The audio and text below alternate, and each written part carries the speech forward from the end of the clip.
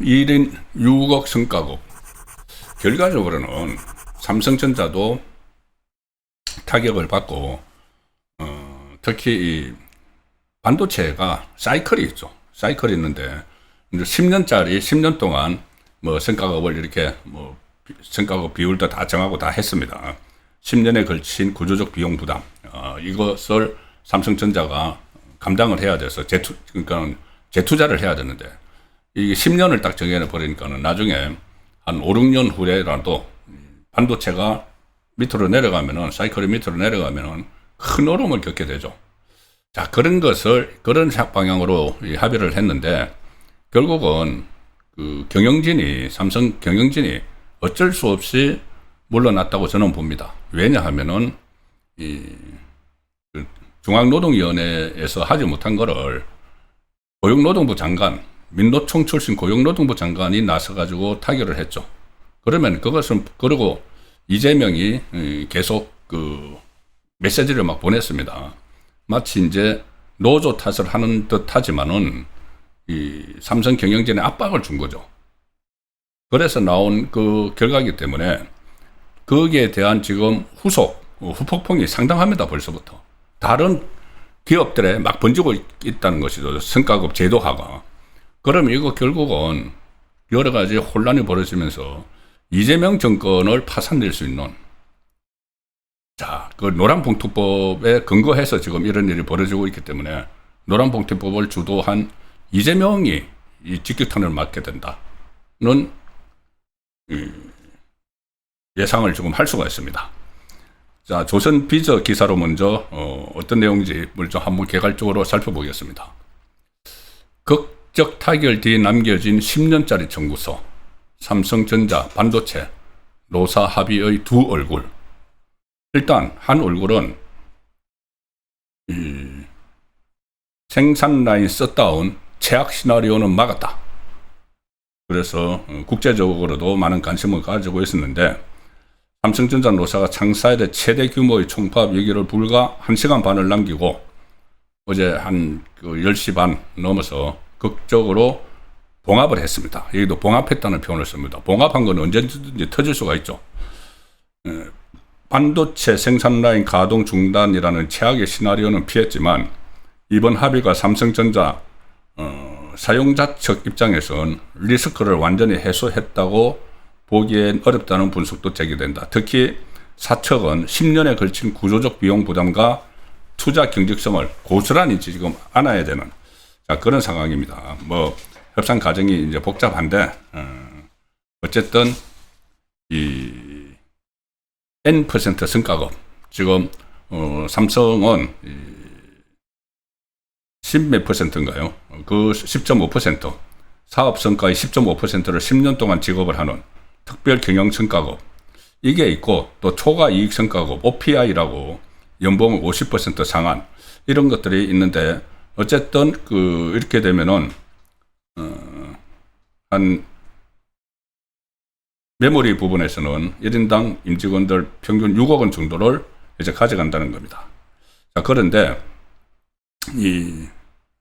이른바 영업이익 N% 성과급, 몇 퍼센트 성과급, 뭐 하이닉스도 SK 하이닉스를 비롯해서 N% 성과급이 불러올 산업계, 노동계 혼란은 지금부터가 시작이다. 이런 언론 보도들이 지금 쏟아지고 있습니다.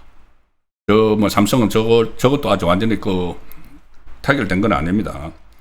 자, 그래서 어쨌든 영업이익의 일정 비율을 배분하는 성과급 모델이 명문화된 거죠. 저 합의문으로 명문화되기 때문에 앞으로 산업계에 대혼란을 불러올 것이라는 우려가 커지고 있고, 특히 이거는 노조의 파업 면책 범위를 넓혀주는 노란봉투법입니다. 노란봉투법. 그러니까 다른 예를 들어서 이번에 파업을 하면은 100조의 손실이 난다. 그러면은 이 노조 쪽에 삼성전자에서 배상을 요구를 할 수가 있는 그런 건데, 노란봉투법이 그것을 제한을 한 것이죠. 그 파업 요건도 완화하고 불법적인 파업이라도 배상을 제한을 하는, 그렇기 때문에 100조의 그 손해가 난다고 해도 밀어붙이다가 이제 저렇게 성과를 가져가는 겁니다. 노조에서. 그래서 노란봉투법을 등에업은 N%, 각 이제 대기업마다 몇 퍼센트 성과급 요구가 산업계 전반으로 확산이 됨에 따라서 올해 노동시장의 최대 변수가 될 것으로 전문가들은 파악을 하는데, 당장 지방선거를 앞두고 본물처럼 조금 쏟았을 겁니다. 지방선거 한 20일 남았는데 그 사이에도, 자, 가령 예를 들어서 벌써부터 시작이 됐습니다. 산업계 전반으로 이 성과급 갈등이 지금 확산되고 있는데, 자, 카카오, 또 거대한 기업이죠. 카카오 본사를 포함해서 카카오페이, 카카오 엔터프라이즈, DK 테크인, 엑셀 게임즈 총 5개 법인 노조가 그로 유니언이라고 하는데, 여기서 파업 찬반 투표를 이미 가결을 했다. 여기서도 영업이익의 15%를 성과급으로 요구하고 있다. 영업이익 15%.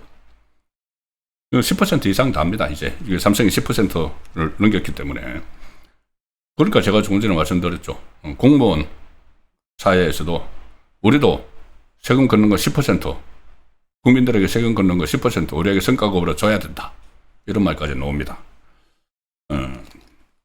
그래서 15%를 요구하고 있는데, 카카오 노조가 27일 예정된 그 경기지방노동위원회 2차 조정 결과에 따라 창사에 첫 공동파업에 돌입할 가능성도 거론된다. 카카오도 대대적으로 공동파업에 돌입할 가능성. 자, 이거 물꼬를 트는 겁니다.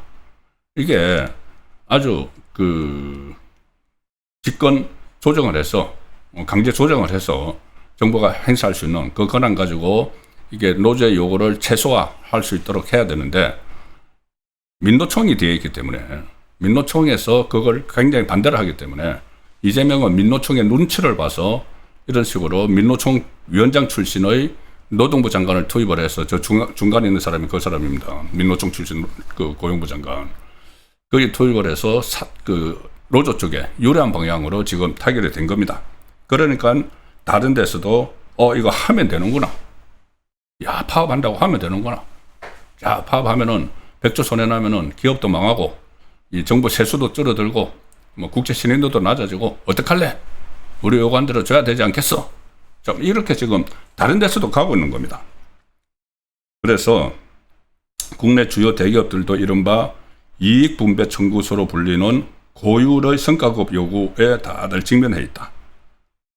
현대차 노조가 작년에 순이익 30% 성과급 지급을 이미 요구를 했고, 기아 노조도 전년도 영업이익 30% 성과급으로 요구를 하고 있다. LG U+, HD 현대중공업 노조도 영업이익 30%. 삼성 바이오로직스 영업이익 20%. 한국 GM 총 매출 10% 중 15%. 자, 이게 끝이 없습니다. 그리고 그 안에서 지금 삼성의 그 산업 문화가 완전히 무너졌다는 그 보도들도 나오고 있죠. 삼성의 어떤 산업 풍조, 다른 국가는 달리 그전에 이제 노조도 없이 이어왔던 그런 풍조가 무너지면서 그 삼성 안에서도 지금 노노 갈등이 엄청납니다. 600만 원 받는 데 있고 6억 원 받는 데 있으니까는 당연히 그렇게 이 갈등이 일어날 수밖에 없는 구조죠. 자, 이렇게 되니까는 삼성전자가 잠정 합의한 이 합의안은 위법이다 해서 주주들보다 더 많은 배당을 막 가져가니까 주주단체들이 법적 대응을 하겠다. 그래서 이거 어떻게 될지 모릅니다. 뭐 노조원 투표에서는 뭐 되겠죠. 1인당 6억 원씩 가져간다는데. 그런데 법적 대응을 하겠다. 삼성전자 노사가 성과급 관련 잠정 합의안을 내놓자 삼성전자 주주단체인 이 대한민국 주주운동본부가 이건 위법이다. 법적 대응하겠다. 끝난 게 아닙니다. 민경건 대한민국 주주운동본부 대표가 오늘 오전 이재용 삼성전자 회장 자택 인근에서 이 반대 집회를 했습니다.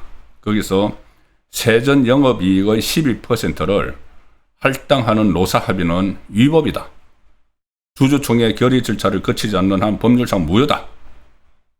그리고 이 가처분도 행사하겠다는 그런 입장을 밝혔고, 또 다른 주주단체가 있습니다. 삼성전자 주주행동실천본부.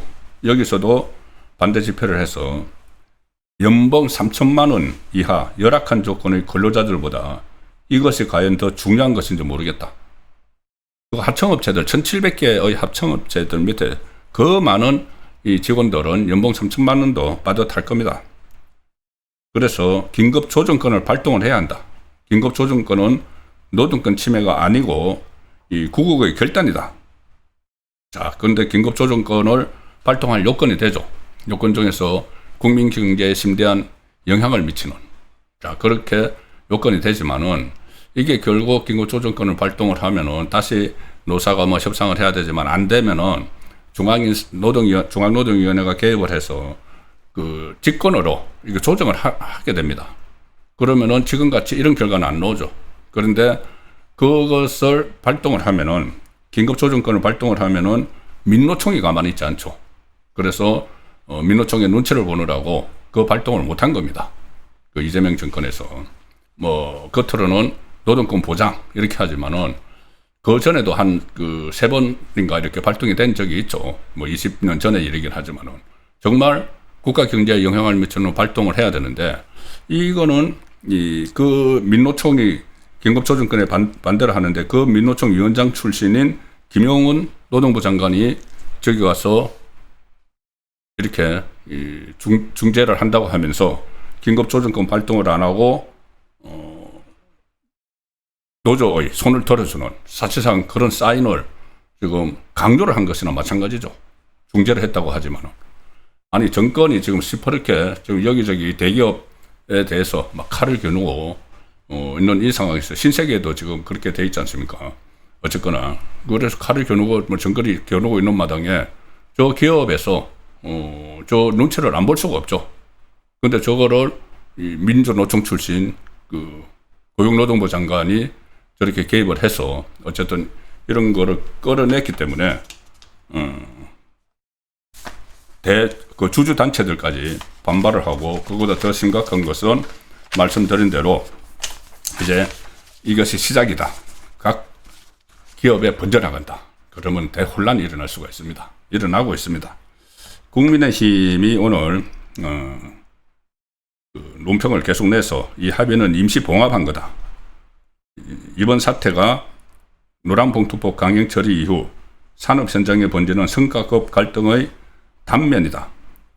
파업 유고, 삼성전자 파업 유고를 했지만 이것이 이 갈등의 종결이 아니고 성과급 산정 방식을 둘러싼 연쇄 파업의 시작점이 된다.